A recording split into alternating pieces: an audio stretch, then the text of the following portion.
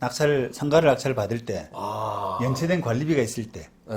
그런 부분을 좀 주의할 필요가 있다. 야, 그리고 이제 왜 이렇게 관리비가 상가는 비싼지 모르겠어요. 이렇게 나눠져 있는 구분 상가들은 네.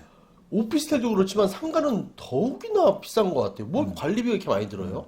주거용에 비해서 이제 상가들의 관리비가 많은 이유는 응. 공용 부분에 관한 그 비용들이 많이 나가기 때문입니다. 그렇지, 공용 부분이 크다는 건 알죠. 예. 근데 주거용은 대부분 포션 자체가 관리비에서 비중 자체가 전유 부분. 네. 그러니까 전유 부분은 이제 전기를 끊게 되면 영업을 이제 살지 않게 되면은 더 이상 전기 수도가 안 나가잖아요. 그렇죠. 그런데 상가는 그 부분을 영업을 안 하더라도 공용 부분에 관한 관리비가 계속 나간다는 거예요. 아, 뭐 간판, 그리고 이제 복도에 뭐 등 같은 거. 전체 난방, 주차 그리고 관리, 화장실. 청소, 어. 인건비 이런 부분들이 대부분 다 공용 부분과 관련된 부분이거든요. 그렇죠. 예, 그래서 공용 부분에서 이제 발생한 관리비 이런 부분들은 낙찰 받는 사람이 떠안아야 돼요. 아, 알죠. 알죠? 네. 예. 자, 그래서 그 관련 법이 일단 집합 건물의 소유 및 관리에 관한 법률 18조인데요. 공용 부분에 관해서 발생한 채권의 효력 그래가지고 공유자가 공용 부분에 관해서 다른 공유자에 대해서 가지는 채권은 그 특별 승계인에 대해서도 행사할 수 있다.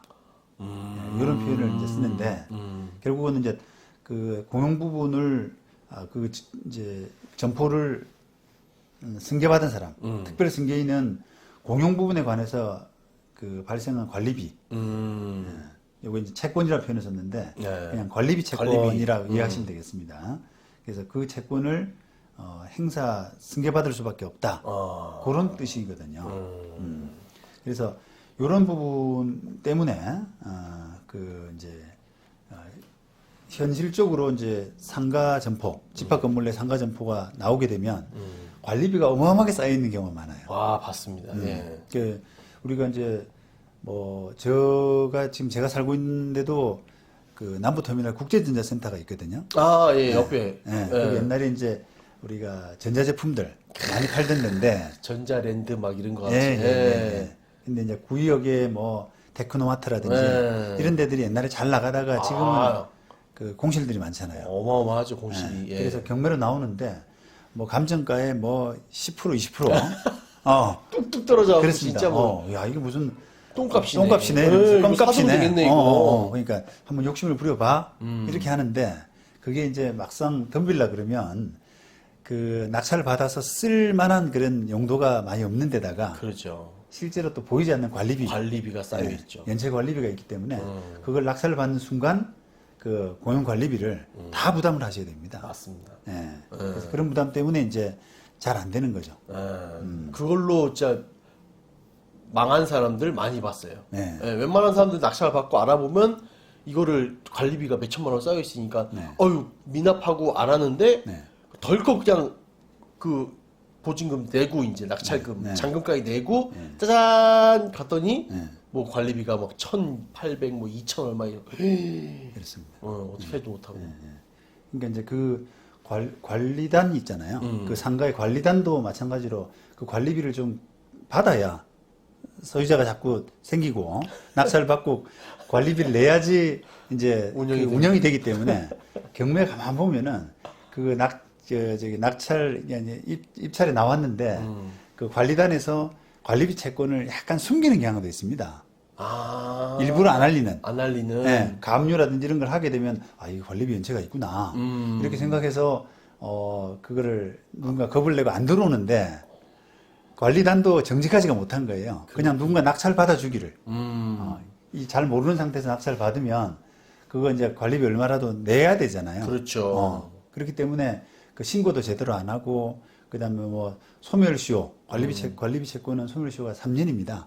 단기 소멸시효라서 3년이에요. 그래서 그 정도까지 안 가는 범위 내에서는 살짝 좀 숨기는. 그래서 그걸 모르고 누군가 낙찰을 받기를 원하는. 근데 전 그 테마상가 같은데 보면 뭐 채권자 막 경매 넣은 사람들 봐도 관리단이 넣는 데도 있더라고요. 그렇습니다. 예. 관리비 채권을 가지고 네. 판결을 가지고 경매 넣는 데도 있어요. 그건 3년치뿐이 못 하는 거예요? 아니요 이제 판결을 받아두게 되면 삼 년 동안에 아무 행동을 안 하면 소멸된다는 거지. 아, 판결을 계속 받아두게 되면 되죠. 지금 살아있는 거구나. 이제. 네네. 그래서 이제 그거를 관리비 가지고 채권을 행사할 수 있을 만한 그런 곳은 좀 직접적으로 적극적으로 이렇게 그 경매까지 넣어서 하는 편이고 또 그렇지 못한 경우는 남이 경매 들어올 때 조금 관리단에서 그거를 살짝 숨기는 관리비 채권이 있다라고 하는 부분을 살짝 감추는 그렇게 해서 낙찰 받기를 받아서 돈 주기를. 그래서 돈 받아내기를 그런 데도 있단 말이죠. 그러니까 이제 그거를 알만한 사람은 경매를 알만한 사람은 저런 상태 유찰이 많이 된 점포들은 필수적으로 거의 관리비 채권이 있더라. 그래서 조금 알아보고 들어가야 된다. 네. 이런 거를 아는데 좀 어리버리한 모르는 사람은 덥석 문단 말이죠, 그를. 그리고 옛날 때는 이제 전화하면 알려줬는데 요즘은 뭐 개인정보라 그래가지고 안 알려주는 것도 있더라고요. 그렇죠. 예. 일부러 숨기는 거 아닌가, 이게. 뭐 아까 말씀드린 그런 이해관계가 있기 때문에 그렇습니다. 알려줘봐야. 예, 안 들어올 거. 물론 이제 그게 알려주는 것이 관리단한테 유익하다. 얼마 안 되면. 몇백이면, 얼마 안 되기 200이면. 때문에 들어하셔도 문제 없어요. 이렇게 하면은 조금 기뜸해서 알려줄 거예요. 그런데 이제 그게 아니라 좀 어마어마한 돈이 있다. 이렇게 되면 좀 곤란한 거죠. 그래서 안 알려주는구나. 그래서 뭐 관련 판례들도 사실은 이제 이런 부분을 당연히 인정하는 것으로 공용 부분에서 발생한 그런 관리비는 특별 승계인이 낙찰자든 누구든. 받아야 된다. 그것은 유효하다. 규약도 그런 부분에서 이제 만들어졌다 그러면은 유효하다라고 하는 그런 판시를 하고 있고요. 그 다음에 이게 이제 좀 오해되는 부분은 이걸 관리비 채권이 있는 것을 몰랐다고 하더라도 마찬가지예요. 그러니까 낙찰 받는 사람이 전혀 모르고 들어와도 알든 몰랐든 관계없이 승계받는 거예요. 선이든 악이든 하여튼 뭐. 그렇죠. 예, 알든 모르든 하여튼 받으면 무조건 공용관리비는 무조건 내야 돼요. 따라가는 거네요. 그렇습니다. 예. 아까 우리가 뭐 그 임대차 보증금 반환 채권도 마찬가지입니다. 그 임대차 보증금이 있는데 그 대항력 있는 임차인이 있는데 그걸 누군가 낙찰을 받든지 매매하든지 해서 취득을 하게 되면 그 보증금 반환 채무를 의무적으로 승계받아야 돼요. 그렇죠. 알든 모르든 간에. 그렇죠. 그런 게 이제 약간의 승계 책임이라고 하는 그 법리상 어쩔 수 없는 부분이거든요. 그래서 그걸 좀 주의하셔야 되고요. 네. 내가 몰랐다 그래서 면책될 수 있는 부분이 그러니까요. 아니다. 난 몰랐다. 이거 발뺌해도 어쩔 수 없이 그냥 따라 붙는 거다. 그렇습니다. 그리고 또 하나는 요 판례에서 지금 이제 낙찰 받는 사람 이제 재밌는 사건인데 상가를 떡낙찰 받았는데 관리비가 너무 많아요. 그러니까 아이고 이거 안 되겠다. 내 관리비 뭐 예를 들면 1,000만 원이라는 헐값에 상가를 받았는데 관리비가 2천만 원쯤 돼요. 연체가 오래 돼가지고 그러니까 이거 배보다 배꼽이 크네 이래서 다른 사람한테 그냥 넘겨버렸어요. 바로 팔았어요. 그냥 명의를 넘겨버렸죠. 그러면 이제 누구한테 가냐? 아니 면책되느냐? 네. 관리비 채무가 면책되느냐? 나는 소유권을 넘겼으니까. 받았다가 넘겼기 때문에 그 관리비 채무는 면책되는 거 아니냐라고 하는 건데 그건 아니다. 그건 승계해야 된다. 그럼에도 불구하고 그런 판단입니다. 이 판단이. 그럼 넘겼는데 이 사람한테 있는 거예요, 책임은? 이걸 아까 이제 중첩적 채무인수라는 표현을 썼는데 네. 원래 관리비 미납한 사람이 있잖아요. 네. 그 사람은 당연히 내야 될 채무자고 그다음에 마지막 사람도 중첩적 채무인수자인데 중간에 명의를 건너간 사람, 중간에 잠깐 왔다가 넘어간 사람, 이 사람도 그 자기가 넘겨진 그 범위까지 자기가 가지고 있었던 그까지는 전 소유자의 관리비 채무를 면할 수 없다는 거예요. 떠안아야 된다는 거예요. 떠안아야 된다. 그 판시가 지금 이 판결 내용입니다. 그래서 요 구분 소유권이 이제 순차로 이렇게 양도된 경우에 각 특별 승계인들은 이전 구분 소유자들의 채무를 중첩적으로 인수한다라고 봄이 상당하므로 둘이 다 책임져야 된다. 현재 소유권을 보유하고 있는 최종 특별 승계인뿐 아니라 그 이전의 구분 소유자들도 구분 소유권의 현재 보유 여부와 상관없이 공용 부분에 관한 종전 소유자들의 체납 관리비 채무를 부담한다 이렇게 하고 있습니다. 야, 절대 안 떨어지네요. 그렇습니다. 찰싹 붙어가 그냥 계속 가는 거네. 한번 그 자기 명의를 받았다면 어. 그게 계속 된다 이 말입니다. 그러면 제 궁금한데요.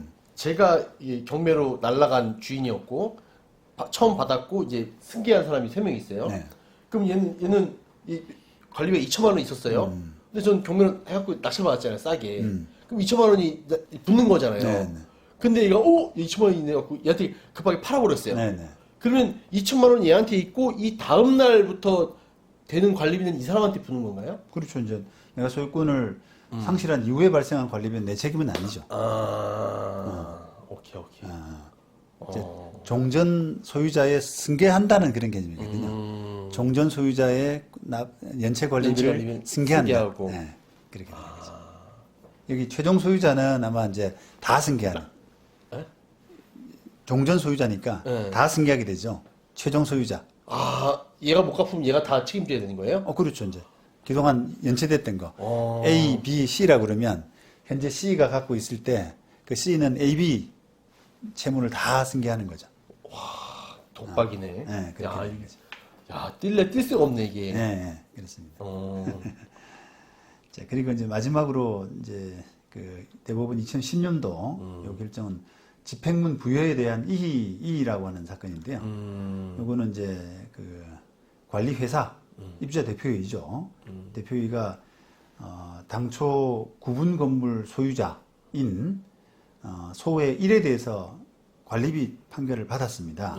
그래서 소의 2를 거쳐가지고 현재 최종적으로 소유권을 취득한 신청인에 대해서 승계집행문 부여 신청을 하니까 신청인이 이한 사건이에요. 승계집행문 부여가 받아들여졌는데 거기에 대해서 이제 신청인이 이의를 제기한 이건 승계집행문 이의 소라고 하거든요. 그래서 이제 그 2심 법원은 이게 결론적으로 우리가 관리비 채무라는 게 아까 면책적 채무인수, 중첩적 채무인수라고 할 때 이거는 성격상 중첩적 채무인수라고 봅니다. 판례상으로. 우리가 임대차 보증금 반환 채무는 종전 소유자에서 면책이 현재 돼서. 소유자로 넘어가 버리면 면책적 채무인수라는 표현을 쓰잖아요. 그러면 기판력이 미친다. 마지막 소유자한테 미친다 이렇게 보고 관리비 채무는 중첩적 채무인수라고 봅니다. 성격상. 그래서 중첩적이라는 거는 처음 갖고 있었던 사람도 책임지고 A, B, C라고 하면 A, B, C가 다 중첩적으로 채무를 부담한다 이런 뜻이거든요. 그러니까요. 그렇게 되면은 성격상 C한테 기판력이 미치지 않는다고 보는 거예요. 기판력이. 그러니까 면책적 채무인수면은 종전 소유자에 대해서 받은 판결이 현재 소유자에 대해서 기판력이 미치는데 중첩적 채무인수가 되면은 종전 소유자에 대해서 받은 관리비 채권 가지고 현재 소유자에 대해서 기판력은 미치지 않는다. 그럼 어떻게 되느냐? 그러니까요. 기판력이 안 미친다 그러면 어떻게 되느냐? 그러면 새로 판결을 받아야 돼요. C한테는. 그러니까 이제 A한테는 만약에 관리비 2천만 원 반환 판결이 있단 말이죠. 네. 그런데 C가 현재 소유자라고 하면은 이 A가 갖고 있을 때 2천만 원 판결, 그다음 B가 갖고 있을 때 뭐 한 500만 원 관리비 연체. 그러면 현재 C가 갖고 있을 때 이제 2,500만 원 지급하게 되잖아요. 네. 그러면은 2,500만 원을 지급하라라고 하는 판결을 새로 받아야 된다는 겁니다. 채무 자체가 없는 건 아니고 채무 자체는 있는데 기판력만 안 미친다는 거죠. 다시 받아야 된다. 다시 받아야 된다. 그런 뜻이에요. 그러니까 기판력이 미치는 경우보다는 이제 C 입장에서는 좀 따져볼 만하죠. 옛날 판결이 뭐 잘 됐니 못 됐니. 그러니까 그다음에 너무 많았다, 적었다. A가 부도 나가지고 도망가 있는 사이에 A가 하나도 자기 주장을 못 하고 그냥 2천만 원이 아니라 한 1,500만 원만 물어도 될 걸 따지지 못하고 그냥 2천만 원 반환 판결을 받았기 때문에 그건 잘못된 거다. 이렇게 따져볼 기회가 있다는 겁니다. 어렵다. 어렵죠. 네. 야. 그런데 어쨌든 말씀드릴 부분은 관리비가 연체돼 있는 그런 상가, 구분 소유권 이런 걸 받을 때는 항상 낙찰을 받는 사람한테 그게 덤탱이 씌워질 수 있다. 뭐 기판력은 내가 안 미치더라도 네. 그 관리비 연체된 관리비는 내 책임이다. 떠안을 수밖에 없다. 없다. 털 수 없다. 할 수 없다. 네. 그거는 내가 소유권을 다른 사람한테 넘기더라도, 넘기더라도. 역시 마찬가지다. 중첩적으로. 네. 어. 이걸 이제 낙찰을 잘못 받았을 때 어떤 사람들은 그걸 이제 폭탄 터뜨린다는 표현을 쓰는데 또 경매를 신청하는 경우가 있어요. 자기 네, 물건을 맞아요. 네. 네, 누구한테 근저당해 가지고 날리려고. 그렇습니다. 네. 네. 그럼 누군가 다른 사람이 하게 되면은 자기는 그 보증금 채무에서 벗어나지 않겠느냐. 빠빠이 된 줄 아는데. 그렇죠. 예. 그게 만약에 이제 어떻게 보면 임대차 보증금 채무 있잖아요. 그런 경우는 면책적 채무이기 때문에 가능할 수도 있죠. 야, 처음 알았네. 그렇죠. 오. 이 사람이 낙찰을 받았는데, 보증금 물어줄 게 있네. 이렇게 되면은 그거를 다른 사람한테 딱 넘기면 넘기니까 될 수가 다행이다. 있잖아요. 물론 이제 우리가 지난번에 이야기했던 중도 해지권, 그죠? 그렇죠. 승계가 일어나는데 그걸 승계를 원치 않을 경우에는 임차인이 나는 그냥 이 사람한테 받을래요. 저 마지막 사람한테 싫다라고 할 수 있는 선택할 수 있는 권리가 있거든요. 그런 걸 행사할 때는 또 다른 문제죠. 그런데 기본적으로 이제 그런 그 승계 책임이라고 하는 부분 이런 부분에서는 하여튼 관리비 채무가 상당히 좀 부담스러울 수 있다. 이걸 들으시는 분들은 약간 어려울 수 있을 것 같아. 네. 되게 어려울 수 있을 것 같아. 네. 그런데 조금 뭐 면책적 채무인수나 중첩적 채무인수나 이런 뭐 법리적인 부분을 떠나서 어쨌든 책임져야 되는 거잖아요. 네, 밀린 채무는 내 책임이다. 무조건. 아. 관리비는 무조건 따라간다. 그렇죠. 중첩적으로 원래 물어야 될 사람 나 이렇게 같이 중첩적으로 채무를 부담하는 관계이지만 실제로는 이 사람이 갚을 능력이 안 돼서 그렇죠. 그런 거잖아요. 그러니까 날라갔겠죠. 그렇죠. 예. 네. 그러니까 결국은 내 책임이다라는 생각을 가지고 그거에 대한 조사가 좀 사전 조사가 필요하다. 너무 조사가 너무 필요하겠네요. 그렇죠. 네. 네. 그리고 또 넘겨도 나한테 책임이 있으니까. 그렇습니다. 네. 네. 그러니까 너무 이렇게 관리비 부분이 좀 안일하게 생각할 수 없는 그런 성격이다라는 부분을 염두에 두고 낙찰을 받으시는 게 좋겠습니다. 네. 그러니까 상가 받을 때는 잘 알아보고 하더라. 네. 네. 상가 잘못 받으면 집이 상가집 될 수도 있다. 그래요. 전 팬이네. 네, 맞습니다.